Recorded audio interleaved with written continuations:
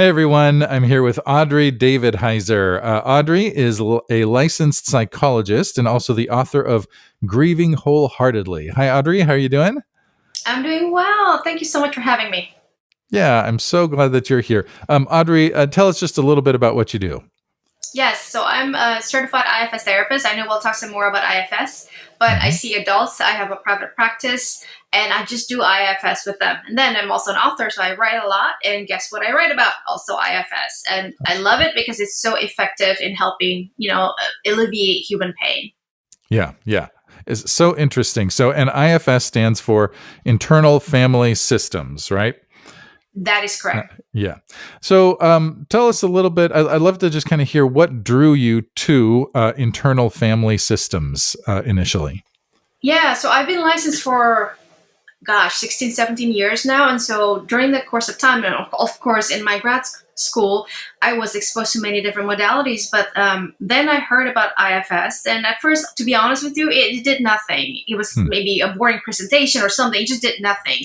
But then some years ago, an expert on IFS offered a day-long, kind of like a CE course, because as a psychologist, I need to renew my license every couple years. Anyway, so hmm I went to that day-long training, and then he just really went through the basic protocol of what it means to do IFS therapy. And then there's a point in the seminar when he said, okay, turn to your neighbor and then spend 2.5 minutes each as the therapist, and hmm then you take turns to be the client. So doing my 2.5 minutes as the client, I could feel my parts, and we'll talk about what parts are. Yeah. They were responding not in a nice way. They were resenting me, and so mm it's like, mm. whoa, I've been a psychologist, I've been licensed, I've taken all these courses, to renew my license, and I have never had a life experience from my soul like this mm. one. So I'm like, I got to know more about this, and that Yeah. began, that marked the beginning of my journey. Yeah. Pretty interesting. So help us understand what exactly is internal family systems. Yeah, so like the name implies, we all have family in the external world. We have family hmm members, cousins, this, that, and the other. In the internal world, even though I don't think of them as my family, but there are parts, there are figures, so to speak, that mm populate my internal world. So one thing that you can think about is like, if you're driving and someone cuts you off on the freeway, I am almost positive the version that shows up from you is different than the version that plays with your kids or mm grandkids, the cuddly mhm. one. Oh, do you want more lollipop? Different completely. Yet Yeah. it's one person, right? You're Mm, one person. You're not split into different multiple personalities. And yeah. I could go on about examples. That's why we Yeah. sometimes would say, part of me feels like this weekend would be a good weekend to barbecue. And then another part says, I'm so tired. I don't think I have the energy for that. Again, even in our language, we Yeah. say a part of me wants this, another part wants that. That Mm, all kind of speaks to the fact that we are one person, that you see yeah. there's just one Audrey, but inside of me, there are many parts of my soul. Yeah. Fascinating. Okay. And just out of curiosity, is this at all related to like Murray Bowen's family systems theory? Yeah, good question. I would say yes, because the founder is Dr. Richard Schwartz, and he was trained in family system theory as a psychologist. I think Okay. this was back in the 80s.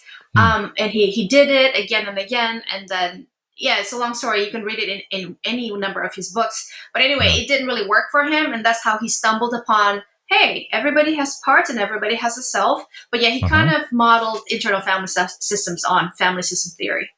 Okay. Yeah. It sounds kind of like an internal version of the external family Yeah. systems. Yeah. So all right. So I want to dig into more of the parts. This concept of parts. We have parts of ourselves. It's not the same thing as multiple personalities, No, right? it's Yeah. not. No. It's but even go ahead. Yeah. Yeah, let me explain it this way. With Yeah. NPD, or right, the new name is dissociated identity. No, Okay. dissociative identity disorder.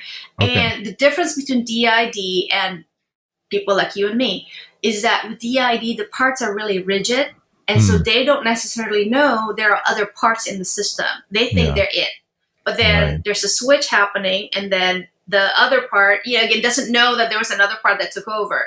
So that's really different than, people like you and me, where our parts, some of them know that, like roommates, if you have a roommate or not, right? So parts of us are like that. They know there are other parts in the constellation. It's not completely like, what is the word? When you forget completely and you just blank out, you don't know that there are other parts around. Oh, okay. All right. So I just want to kind of keep going in with the parts. Like, give us example. What do you mean by there are parts of us? Like, give us examples of what that means. I'm just gonna paint a fictitious person now. Okay. Yeah. Great. Let's say this person had a great time in childhood up until mom and dad divorced. Let's just pick age 5. Okay. Mom and dad split up, and then this kid was then tossed around from, spending some time with mom and then some time with dad. Because of what happened, there could be a part that developed this belief, you know what, they split up because you were not a good girl.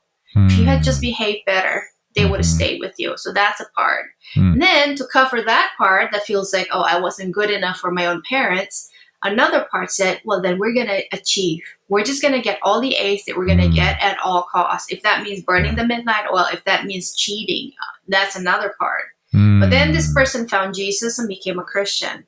And then it's like, oh, well, maybe, cheating and all that is not good. So then there's a part, I call it a religious part, that tries to manage the other part that says, we're not going to do that anymore, okay? We're just going to, play by the book and all that. But then the first part, the one that said, but mom and dad left because I wasn't good, that unless we heal that part, that belief is going to follow this person all the way to adulthood. Yeah. Does that make it clear? Yeah, that definitely helps. So it is one of the challenges that I not challenges, but as I was reading the book, what I noticed is that you don't. If I remember correctly, you don't necessarily name the parts. You just say that there is a part that feels this or thinks this. Would that be correct? Yeah, because I love parts. When I work with parts, I either ask the person to ask their part, or sometimes if I do talk to the part directly, I ask the part, what would you like to be called? That's why I don't name them. But there are classes like, almost everybody, no, I would say everybody has a critical part, right? That voice that always, why did you choose that shirt instead of this one? You should lose more weight. So we all have a critic inside. We all have some kind of a thinking part, or part that analyzes, wants to figure things out. So there are classes or roles like that. But, your thinking part might want to be called Clancy. And my thinking part says, I don't like Clancy. You call me thinking part. So that's why I don't name it. And Right. Interesting. Yeah, interesting. Okay. So the idea then is we're going through, you focus on grief a lot. That's kind of the Grieving Wholeheartedly is the title of the book. So grieving is sort of the, how you're using IFS to help people wrestle and move through their grief, but it's not only for grieving. Or what would you say there? It's for life. Yeah, that's why I said before, I migrated my practice to just IFS therapy because it is so effective. But not everybody in my practice is grappling with grief, and people are so different, right? So we can use internal family systems for anything that we face in life. Yeah. Okay. And then there's the self, right? What's the difference between your parts? So, and so right there's the part that's, let me just kind of spitball here a little bit, right? There's the part that's critical, as you said. There's the part that's analytical, that thinks. There's the part that is afraid. There's the part that feels guilty. There's the part that feels ashamed or embarrassed. There's all these parts, and then there are the parts that there's the part maybe that wants to have fun, right? There's the part that it gets excited, when something good happens or whatever. Those are on the positive sides. And so a simple illustration that came to mind was like, okay, there's a great movie. I like going to movies. But the only time I can go is at 10:30 at night, which means I'm not going to get home until 1 a.m, right? Wow. And a part of me says, oh, I really want to see that movie and have fun. And the other part, or another part, says, but you need to go to bed on time and get enough sleep because he got work in the morning, right? And so Yeah. there's the two parts that Yeah. are in conversation or sometimes Yes. conflict with each other. Yes. Yeah. Yes. Okay, so that's a non-traumatic Yes. example. Exactly. Uh, Yes. but then there are the more traumatic kind of Yeah. ways that or rooted in trauma, perhaps, that the parts speak to us or speak, I don't know, to each other. I don't know. How would you explain that? Oh, what's the best way? Yeah. Yeah. So, by the way, before I forget, that is Yeah. a great example. And you were describing a firefighter part, the one that wanted to watch the movie, and then the manager part that says you got to be responsible. Come on, you can't, get up early on time if you go to see a 10:30 movie. So, just to label that, those are the classes of Okay, the I want to parts. come back to that, or if it fits in now, that's great. But those are interesting too. The three kinds of parts. Yeah. Yes. Yeah. But to go back to your earlier question, which I am like blanking out on. Oh, kind of like, are they in conflict with each other? Conversation with each other? Like, how would we think about that? Yeah, so a lot of what we thought thinking is actually either parts talking to each other or they're talking to us. Okay, so and also to tie it back to what you asked earlier, what is the self? What's the difference between yourself and your parts? So everybody, for one way or another, has gone through something bad in life, right? But the self is that, for lack of a better term, that part of us that does not get corrupted or impacted by anything bad. So as a Christian, I think of the self in IFS as our spirit. Okay, so our spirit has the Holy Spirit, right? Part of the Godhead himself, which is why no matter how traumatic, how bad your journey in life has been, our spirit is fine, our self is fine. The parts of us, though, that are really affected is our soul.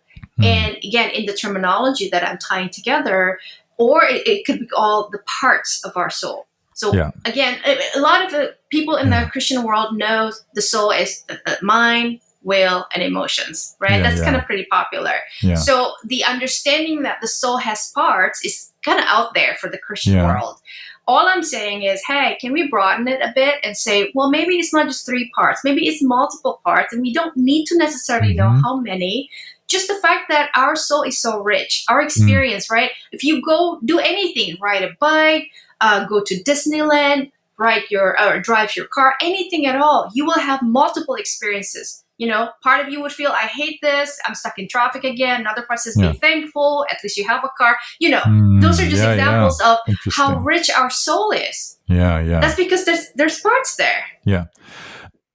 Now, most people would think, well, that's all just me, right? That's myself. But say a little more about why the self, you say it's sort of I forget the word you use, uncorrupted, or the uncorrupted, yeah. Or I've heard it put, and maybe this is similar, sort of your true self and your shadow. Is that that's another way that people have kind of learned to grapple with the concept. The thing with calling it the shadow, though, like, I believe all parts mean well. And so I don't know that my parts necessarily like to be called the shadow. Yeah, okay. Because that means they're not the There's source something of light wrong with it. Yeah, right. Exactly. That's why I just kind of stick with the terminology of I have a self, and this self, again, it has the Spirit of God living in myself, or / spirit, is filled with the fruit of the Spirit, honestly. It's filled with the character of Christ. So if there are parts that are like fighting, if you don't mind using your example, the firefighter says, I want to watch this movie, and the manager says, nah, you can't do that. If you invite yourself into the conversation, what might look is that you can imagine in your mind that you're you, and then you're looking at these two parts, kind of like duking it out with each other. And then I would ask you, how do you feel toward these two parts? And then if you feel like, compassionate, or you're understanding where they're each coming from, it shows me, okay, yourself is there, yourself is present. And then if you get enough distance from them, in that they're not like yelling loudly and they're trying to influence you to take their side, you've got the wisdom of God in you that would innately come out and say something about that decision. Okay. That is self right there. Okay. Yeah, it's just it's a concept that well, is not easy. I think it's, but Mhm. but maybe the more you think about it, the more it makes sense. That's kind of, and as I was reading the book at first, I was like, I don't get it. I'm not sure I Mhm. understand. Oh, Mhm. oh, I see. Mhm. So I'm glad. anyway. So I'm just kind of saying, if anyone out there is listening and they're like, I don't get it, Mhm. um, That's okay. yeah, I think it's okay, because I think you will get it. The more you think about it, the more you reflect. Anyway, maybe even listen to this conversation. I hope. So we've got our parts, and you said there are these three kinds of parts, right? The manager, the firefighter, and then the exile. We haven't mentioned yet today. Talk about these three kinds of parts. Yeah, so going back to my fictitious example of the girl whose parents divorced, the part of her that believes her parents split up because she wasn't good enough, that's an exile, an example of her exile. And Mm-hmm. the reason it's called exile is like the term implies, we exile it out of awareness because it's hard to do anything in life if we all walk around thinking, I'm so unworthy, I'm so unloved, people don't Mm-hmm. love me, they reject me, all Yeah. that, right? So that's Yeah. why for most people, exiles are pushed away from our awareness. Mm-hmm. And so what's left, usually people are run by managers. If they want to be, working hard, get to work on time, you get the promotion, make sure you're on your boss's good graces, make sure you do Mm-hmm. all these things. Yeah. Managers want to control our environment both internally as well as externally. That's why some Yeah. people are more controlling than others because they have a Ah, manager that's really, really like, you got to be on top of this. right. Now, Interesting. if you think of someone who's always like manager controlled, at some Mm-hmm. point, their firefighters are going to go, enough. Mm. We got to have some downtime. We can't be like working 70, 80 hours a week like this Yeah. nonstop. That's crazy. So let's do this. Let's go to the Right. beach. Let's, check out an opera. Right. So the firefighters are more like soothing and wanting to distract and wanting to eat Mm. pizza. Mm. Those are all like the fine, normal continuum. But Yeah. let's say the exile is starting to really act out because we all live in an unpredictable world, right? Something might Mm-hmm. happen in the external world where it triggers our exile, and then this fictitious woman, now an adult, might Yep. see that I was maybe looked over for this promotion. I knew Yep. it. I'm not good enough. Let's say Mm. that's what happens. Okay, so Right. this person is now filled with a sense of I'm not good enough. I don't even know what I'm doing here. And so just filled with shame and condemnation and all that, to where the firefighters know that and go, okay, Mm-hmm. got to do something, and Mm. try to feed the woman with ice cream or pizza, or Mm. let's just go shopping. Yeah. And let's say that all doesn't work, in that the person still feels really, really badly. Then the firefighters can amp it up and say, well, let's just do some cutting. Let's just cut so that we feel the physical pain. And if you focus on the physical pain, you don't focus on the emotional pain so much. Mm. If that doesn't work out, it just keeps going up and up until the final solution is suicide. Okay. Wow. So the three parts have motives, would you say? And how would you characterize the motives for each of the parts? I would say that for the exiles, they just want to be free. They're tired of feeling like rejected and alone and not wanted. So they just want to feel more like loved. Yeah. For managers, their motives would be to make sure there are no negative feelings in the system. That's why they control everything. You eat at this time, you wake up this time, and you work here. And firefighters, I would say their intention is just, again, to make sure if there is pain in the system, we'll just quickly sweep them away. Under the rug, out the window. Firefighters don't care. Whatever it takes, as long as we don't feel the emotional pain anymore, they'll go for it. Yeah. So it's almost like you're saying there aren't any bad parts. We don't have, even if bad things might come of the parts, our parts' motives are always positive. Like you mentioned the firefighter, okay, overeating, eating too much ice cream after, in order to dull the pain of, rejection, or alcohol, right, is another one. You could talk about drugs, and you said escalating all the way up to suicide, which is like, I just don't want to feel this anymore. But the motive is, I want to relieve pain, or someone has hurt me, and I want. Okay, well, what do we do with this? I want them to feel what I'm feeling. Yes. What kind of a part is that? That would be someone who's abused as a Yeah. child or as Yeah. a young person, and then there's a part in that person's system that looked at the abuser and the power that the abuser has and Yeah. thinks, oh, okay, that's how I can be safe. If I can lord it over somebody else, if I could like Mm. be the aggressor, then Oh. all the other vulnerable parts in me would feel like finally relax because I'm not Ah. the victim anymore. I'm now I'm the Yeah. Yeah. targeting, other people. So Right. sadly, yeah, that part could feel that way. Interesting. Interesting. Yeah. So that's like a generational sort of abuse that gets passed on from one generation to the next one, perhaps.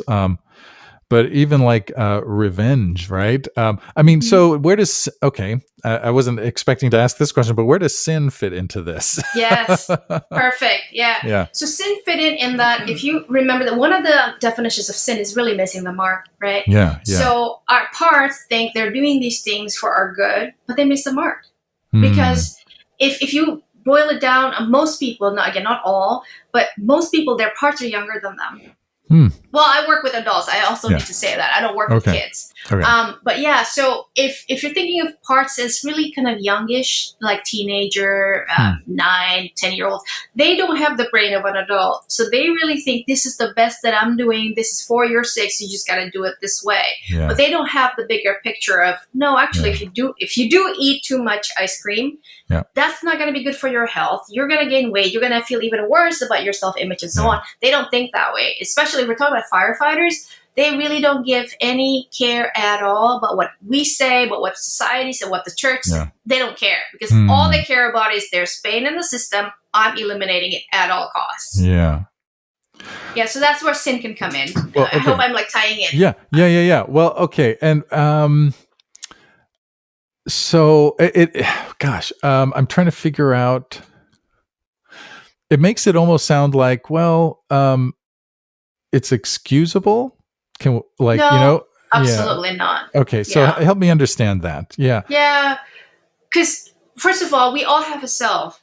Uh-huh. And whether we know it or not, but let's just escalate it. Not ice Mhm. cream. Let's do drugs, Yeah. right? Yeah, So this yeah. person just doesn't have the satisfaction in life, starts doing drugs, Yeah. but then there's a conscience, Mm. which I would say is the voice of the self Mm. that says, you probably should not do that. Yeah, yeah. And then the firefighter does it anyway because the pain is there.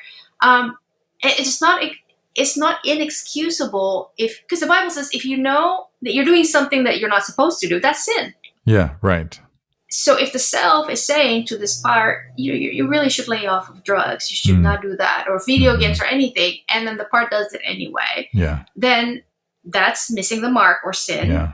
But at the same time, I would argue that the reason the behavior is there is not just because it's habitual. It is. By now, the brain networks are in such a way that they're like yearning for more of the drug, right? We get that part of it. But there's also the underlying pain that has not been resolved. There are some exiles in that person's system, and we may not know just looking from the outside. We all we see is a drug addict, but that person might have some exiles with screaming pain that we are. Yeah. That's the key. Yeah. Okay. Yeah, that helps. What came to mind was the story of Cain and Abel, actually, where Cain kills Abel, or maybe it's I can't remember if it's before or after, but anyway, yeah, it's I think it's before he kills Abel.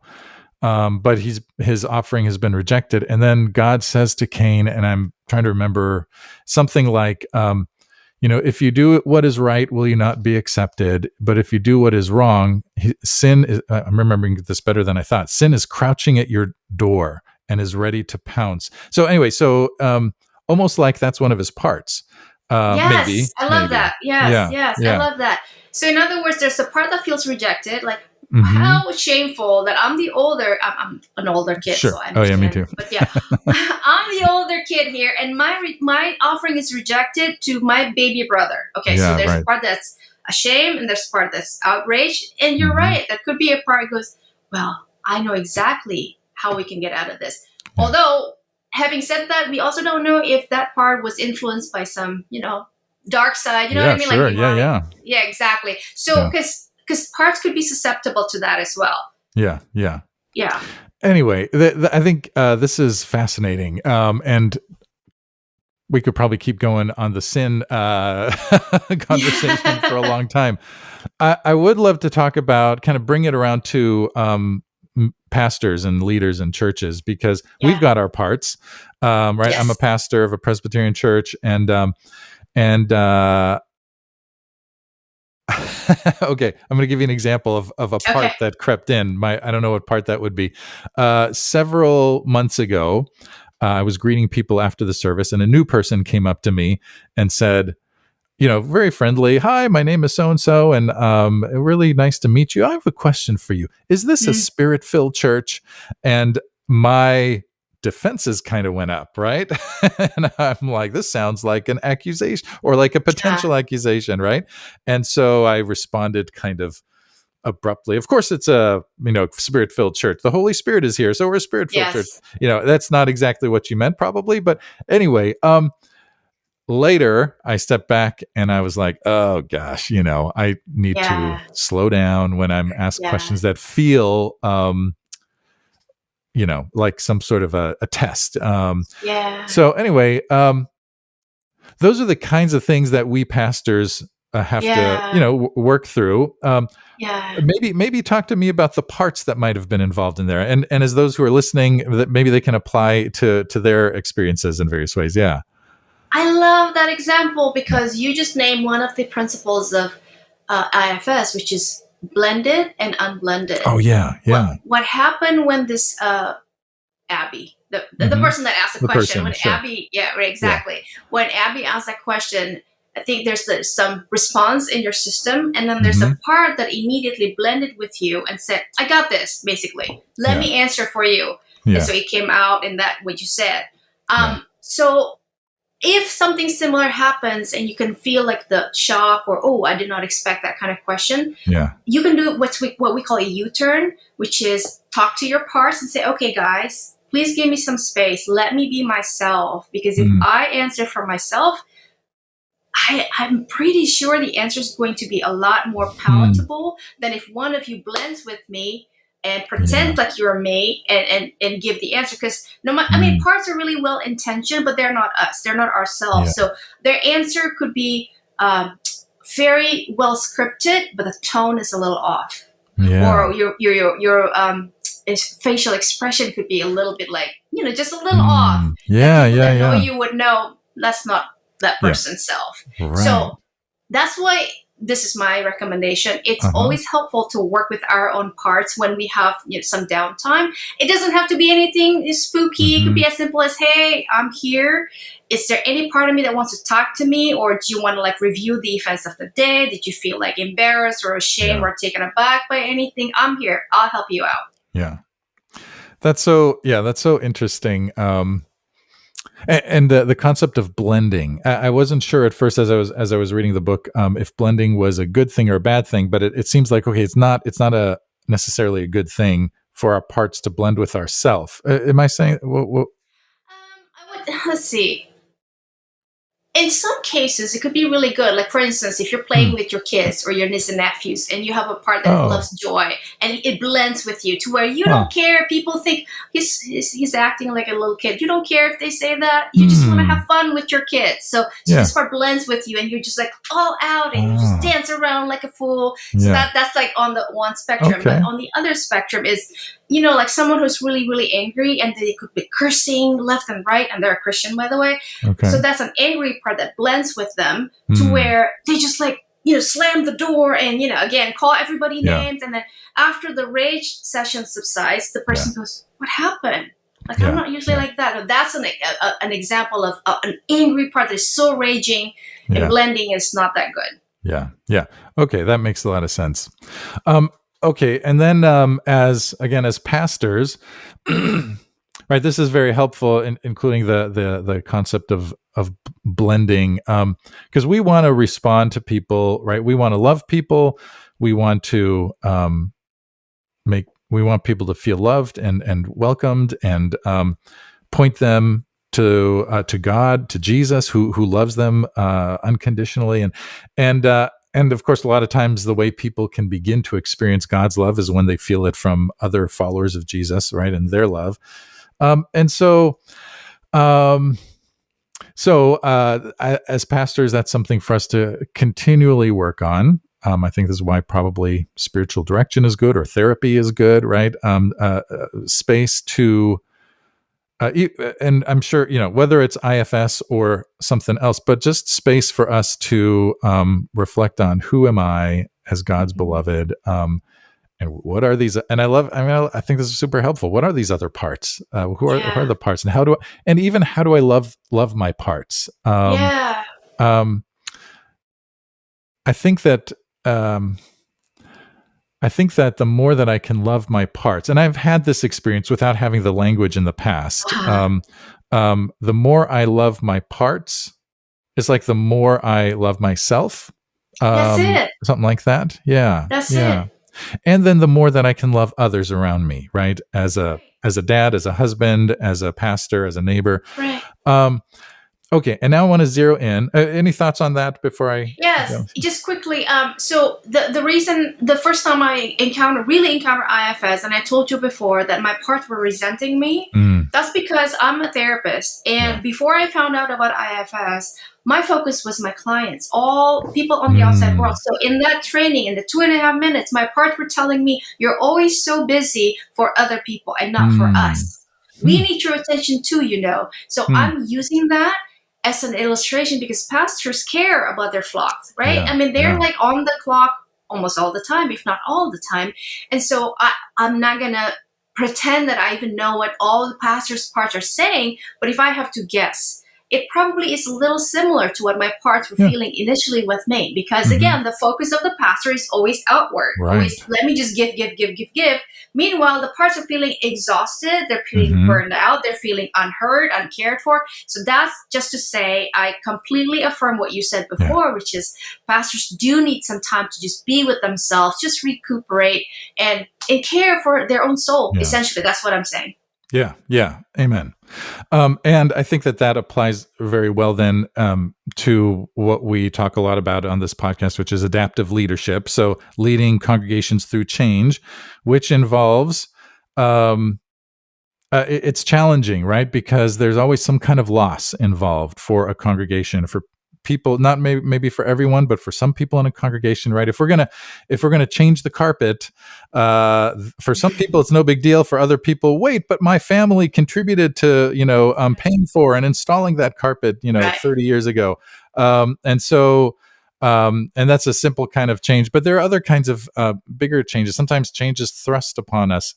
And so anyway, so one of the things that always comes up to one degree or another is resistance, right? That whenever we as leaders are leading our church or even other organizations, ministry organizations, whatever, through change, there's going to be some kind of resistance.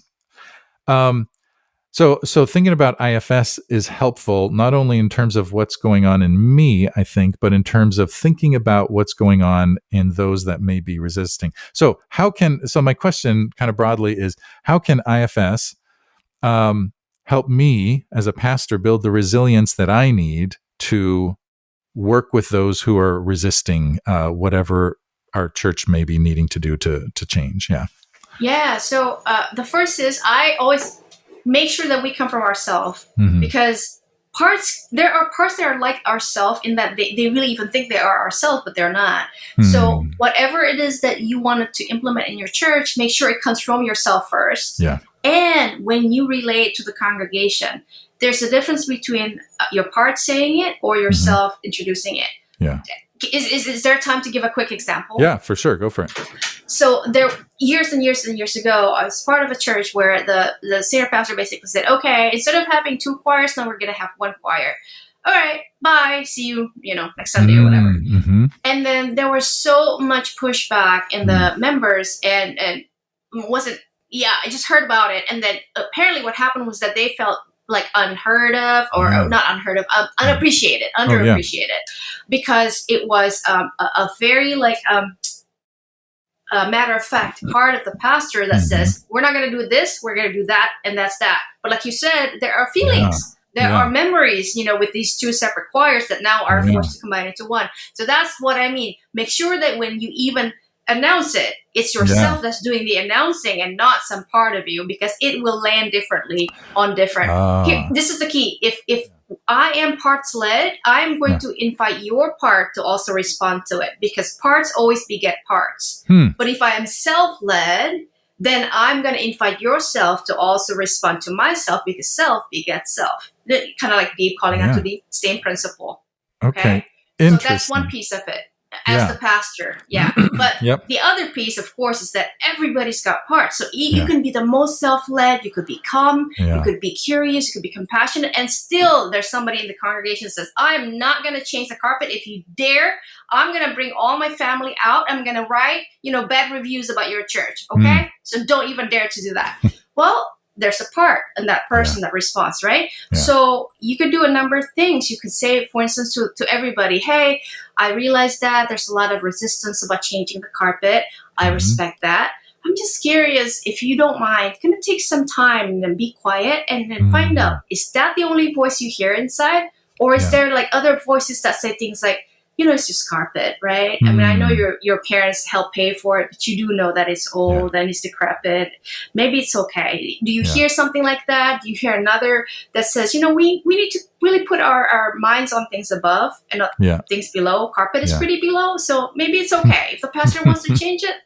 So in other words, in a gentle way, I'm asking my congregation to consider, hey, are there parts here that are leading you to say, no, I'm not going to do that, or yes, I'm going to do this? Yeah, that's very helpful.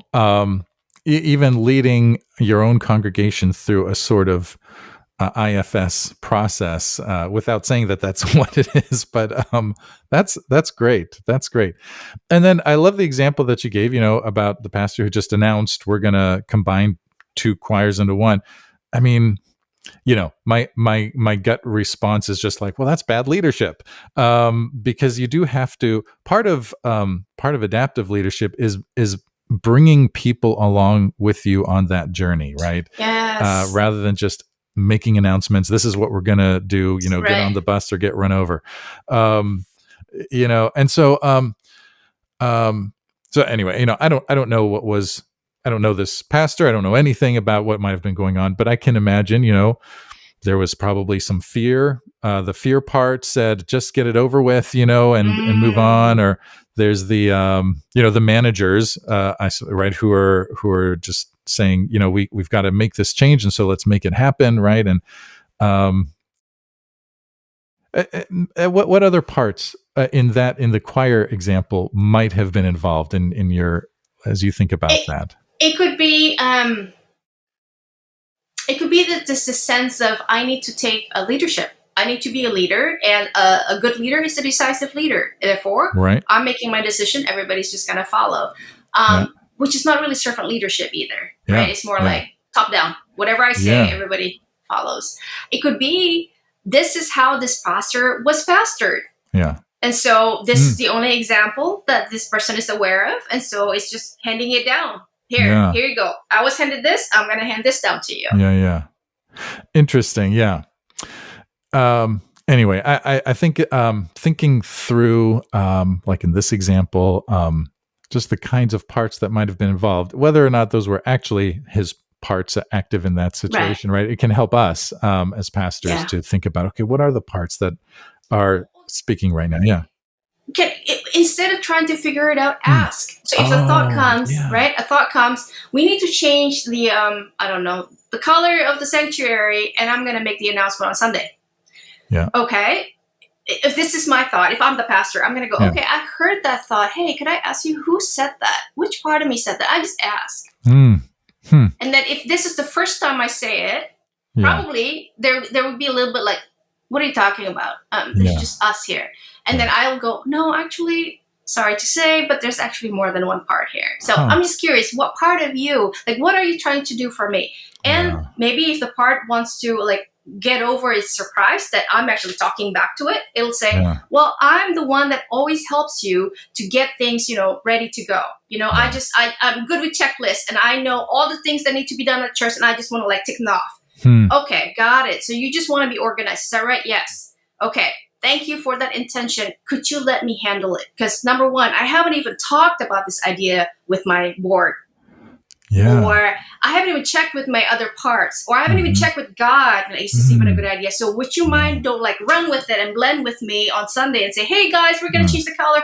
No, would you mind giving me time? Let's Yeah. work this internally first until we know, okay, we're going to do it this way. We're going to say it this way at this meeting. Yeah. That's great. I hope that I can begin to remember to ask my parts these questions. I'm sure the more you do it, the more it becomes a habit, and Exactly. right. And so I'll have to figure out how to remind myself to ask myself these questions. Any other tips or techniques to help people remember to engage, or how to engage with your parts? Yeah, if you feel anxious or rushed or concerned or fearful, deep breaths. Because taking deep breaths from the belly is just a natural way that God has instilled in our brain, that it just kind of resets the nervous system and it allows ourselves to come back up online. And all the parts before that were anxious, that are not sure, that are afraid, they sort of like take a step back naturally. Again, if there's someone that asks something that's unexpected and then you just feel inside, right? There's like a jolting. Take deep breaths, take your time. Maybe even say something like, oh, well, let me mull that over. That's such an interesting question. Can I get back to you on that, please? So buy yourself some time until you feel like, I'm myself again. I'm calm. I know what to say. Until you hit that point, take your time, because it's not like, oh, gotta answer it right now or else people will die. I don't think so, right? Let's buy our time. That's okay. Because, remember Jesus, when he was confronted by the Pharisees, what do you do with this woman who's caught in adultery? Do we stone her? Do we not? He did not go, let's stone her. He took his time. He knelt down. He started, he took his time until they were like pressing. Come on, give us the answer. He just took his time. Well, we can learn from that. You can do that. Yeah, I love that. Audrey, thank you so much for this conversation. Really, really good. If people wanted to find out more about you and the work that you're doing, where could they go? So, yes, my website is aimforbreakthrough.com. And they'll find out more about me there. And the book is on Amazon. It's Grieving Wholeheartedly. Yeah. And let me just say, even though the title is Grieving Wholeheartedly, if you're not in a stage of grief right now or something, it's still super valuable. I found it really valuable, just learning the concepts of internal family systems. And as pastors, we are working with people, on a somewhat regular basis who are grieving. And so in that regard, also, I think it's really helpful just to kind of understand what may be going on, or just how to help a person maybe process the grief that they're feeling. It can be really helpful. So anyway, Audrey, thank you so much. Thank you for the good work that you're doing. Appreciate you being here. Thank you so much. I really enjoyed our chat.